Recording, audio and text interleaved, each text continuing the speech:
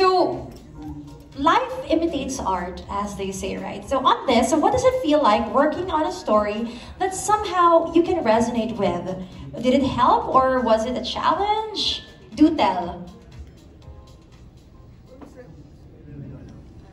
Hello, magandang gabi po sa inyo lahat. Unang-una, maraming salamat sa oras niyo. Sinamahan niyo kami ngayong hapon. Siyempre, babalik ako dun sa tanong. Maganda gumawa ng mga pelikula na yung talagang medyo relatable, lalo na paggawa ng characters, para makilala mo yung mga characters. Napaka-importante na gumawa ng isang kwento na universal para makarelate yung mga nakakanood nito. And yes, mas madali siyempre para sa artista na katulad kami, mag-asawa kami, and yung role namin dun sa pelikula, mag-asawa din. So kahit pa paano, alam na namin yung mga nangyayari talaga, yung beats ng mag-asawa, kung paano sila magtalo, paano sila maging masaya, paano sila nagkakaroon ng problema. So mas nakakatulong para sa mga artista na gumawa pagka ganun. Interesting. How about you, Miss Jeneline? Katulad ng sabi ni Dennis, familiar na sa amin yung mga iba't ibang mga eksena doon sa pelikula dahil nga mag-asawa rin naman kami sa totoong buhay. Pero ang importante, na-enjoy naming dalawa yung kung paano namin ginagawa ang bawat eksena. At napakasarap katrabaho ni Dennis. Oh, I hope so. I hope so, bilang mag-asawa kayo. Masarap gumawa ng ganong klaseng mga eksena na, uy, ginagawa ko to Uy, nakaka-relate ako. And I'm sure pag napanood to ng mga tao, makaka-relate din sila.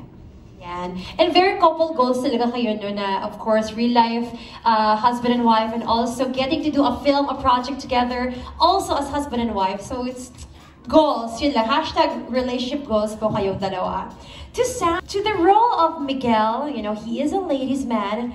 How did you work on this material when you're the total opposite of him? Yeah, mahirap.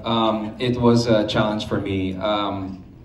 Like si Direk Ruel, sabi niya, yung mga roles na nagsashine ka, yung mga medyo masama, medyo evil, might great character, but iba yung si Miguel eh. Si Miguel is a Casanova, and Casanova is like a man with many lovers, a womanizer.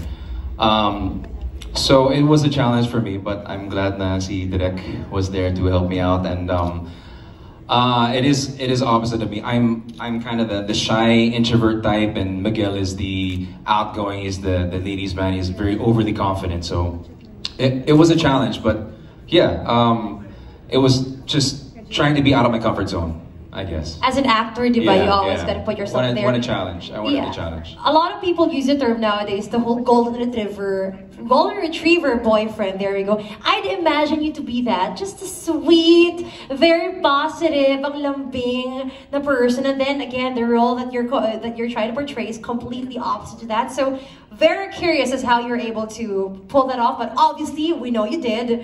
And yeah. So much more excited for us to really get to see the film. Well, thank you so much to the four of you. Of questions po, no? Happy Valentine's, everybody, for tomorrow. Kay Direk Real, ano ba yung feeling na nakatrabaho niyo po yung three of the best actors that we have in the industry? Ano po yung na-discover niyo sa kanila, or what have you learned from them in the process? Sobra akong thankful that we got the best actors for the roles, for the movie. Kasi napakadaling magtrabaho kapag yung mga actors mo are already mature, already experienced, and treat this job as a job. Ang dali ng trabaho namin. Sobrang dali with Dennis, Jen, and Sam. Thank you so much, guys. I haven't really thank you personally, but I would like really to thank you for really putting so much heart in what we did. Ang saya. I will always go back dun sa mga time na pag nag-shoot kami, syempre mula umaga hanggang gabi, nagtatrabaho ka, and nagmamadali ka because EGL is waiting, di ba? And we really need to follow the law. So, kahit na may pressure around, you won't feel that sa set kasi masaya kami. Si Jeneline sa tabi, nagbo-ballroom siya doon habang si Dennis parang, ano nangyayari? Nagbo-ballroom si Jeneline doon sa gilid. Ganun pa siya kay Dennis. So, ganun kami. And si Sam, upo sa tabi mo, makikipagkwentuhan, And Dennis always game. Parang, hindi ka nahihiya na makipagtrabaho sa kanila because they're so open, they're so confident in what they're doing, and there is so much trust in the team. So, thank you guys for that. And pag napanood nyo, makikita nyo naman yun, magta-transcend yun sa pelikula na parang komportable talaga sila sa ginagawa nila. Yeah. Thank you, Padre Rek. Next po for Dennis, Jen, and Sam. It's been like a while, no? Yung last project nyo together, I think magti 10 years na ata. Back in 2015. I love the prenup of, Jen and Sam. And si Dennis, meron naman po kayong TV, no? Jen and Den. In that span of time, 10 years ago, ano na po yung difference ng character improvement, or what have you discovered among each other na nagkakatrabaho ulit kayo ngayon?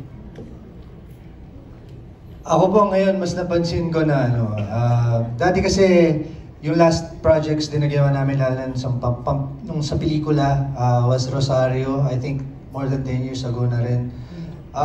Napansin ko na pag nagmamature ka, katulad ng sinabi ni Direk, mas siniseryoso mo yung trabaho. Nung time na yun, naalala ko na sa shooting kami, lagi ba kami nag-aaway nun? Oo. Lagi kami nag-aaway sa set. Pero Buti ngayon, na lang, heavy drama yung ginagawa namin. heavy drama. Pwede na rin. So ngayon, mas napansin ko na hindi na kami masyado nag-aaway. Mas nakokontrol namin yung emotions namin dahil mas mature na at professional kami at meron na kaming respeto sa isa't isa, mga trabaho ng isa't isa. Thank you. How about Jen? Pareho na sinabi ni Dennis, iba yung marami kang pinagdaanan eh. Simula nung mga bata pa kami, nagsimula kami mag-taping ni Dennis ng maraming iba't ibang klaseng show sa GMA. At kita namin yung pag-evolve ng character. Iba na kami ngayon magtrabaho, mas professional. Hindi na nga kami nag-aaway sa set. As much as possible, talagang... Sa bahay na lang po kami. Oo, handa ka mamaya pag-uwi. Hindi, gano'n na, mas nagiging professional na. Iniisip na namin talagang mabuti na trabaho to. Hindi natin pwedeng isama yung personal na buhay natin dito, o personal na problema natin dito. Kay Sam naman, nakatrabaho ko si Sam, ilang years ago na yun, Sam? 2014? Si Sam naman, ako naman feeling ko, siya pa rin yung Sam na nakilala ko noon. Kasi mabait talaga siyang kasama, mabait siyang katrabaho, napaka-komportable ko sa kanya, napaka-professional, at hanggang ngayon, nung sinushoot namin itong pelikula, hindi pa rin siya nagbabago. Bukod sa mas magaling na siya ngayon. Wow! Wow, thank you.